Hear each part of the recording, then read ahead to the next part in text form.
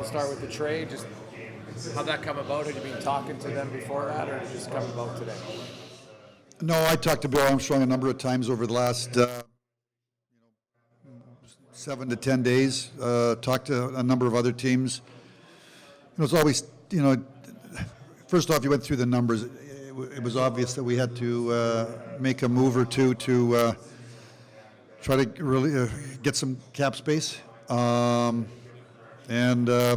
As the draft wore on, Bill Armstrong swung by me and just kind of picked up a conversation that we've had over the last few days.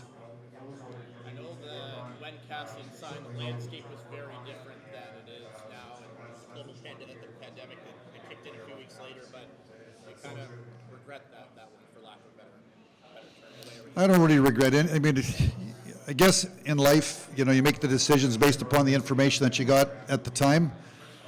And when the information changes, then you got to kind of roll with the punches. So, there's a number of teams making similar moves around the league, and I think much of it's pandemic related. So, again, probably next summer, if it's not us, somebody else, when the cap keeps going up $1 million a year, you got to make difficult decisions. So, certainly you didn't want to trade draft picks, but felt that we didn't want to buy out Zach. So here we are. Why didn't it work out for Zach the last couple of years? I think obviously his role changed. When I signed him to that contract, my first year here, Yamamoto was in the American League, Puljujärvi was in Finland, Kane was somewhere else, Hyman was in Toronto, McLeod was in Bakersfield, and over the last 2 years, all those players have started to hit our team. Our team got deeper, and his role was greatly diminished. Do you feel like you can do with maybe that extra money? Try to keep some of the people we had.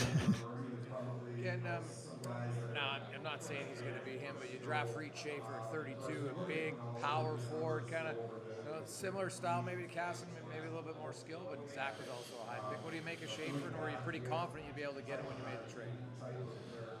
Well, I mean, it's 32 in the draft, so everybody ahead of you is going to make those decisions, and then you pick the best player that you think is left on the board. I saw him play for Seattle a couple times in the playoffs against the Oil Kings in the finals. I was there one night with Tyler Wright, and he told me he was a player that again, you don't, we could have picked around 20-ish, and then we went back by going to the Final Four. So you never know how things are going to turn out. We like him because obviously he's a big, strong, powerful guy. He scored 32, 33 goals this year. I think that if you want to be good, you got to be, you'd like to have some big size on the wings, and so we like the character. Obviously he's a local guy. He's from Alberta, so our people know lots about him. Feel he's got good character. Now we got to go about the process of developing him into an Edmonton Oiler. Tyler Wright likes to use the word competitiveness. Yes. Yeah. Yeah. I mean, I only saw him a couple of times. So obviously, I usually like to get out and scout, but you covered it when things started to come off the rails there in December. I normally get out for January and February and scout. I was with the team, so he's big, he's strong, he's competitive. Like I said, he can shoot the puck in the net. I think he's just got to continue to keep developing as a young player, and hopefully in 2-3 years, if not sooner, he's on the Oilers. Was he one of the players that you had involved in your draft interview process leading up to the week? And if so, what were some of the things that stuck out when you had a conversation? Well, I didn't go to. Obviously, he would have been in the combine. Our guys would have seen him. I didn't go to the combine. I was with the Oilers wherever we were playing. Colorado or somebody. So, I guess as a manager, when your team is going on playoff runs, you're with your team, and your scouts are going to have a bigger influence, bigger impact on the decisions. When your team is picking top 10, I've been in both sides. You start to drop the team, and you start to go to follow the juniors. So, our scouts are really excited. Obviously, he's a Western, played in the WHL. We've got Bob Green out west. We got Mitch Holmberg. We've got Tyler Wright. So they saw him a lot. We saw him play for Seattle, went on a long playoff run. Like his size, like he could shoot the puck in the net. Like his character, like his competitiveness. Talked about the trade, obviously clearing up $3.2 million on the cap. What becomes the number one priority with that said cap space? Well, there's so many things. Obviously, as you and I are sitting here, Yamamoto's a restricted free agent. Puljujarvi's a restricted free agent. People are talking about Kane. We've got to make a decision in goal. That's where the cap space is going.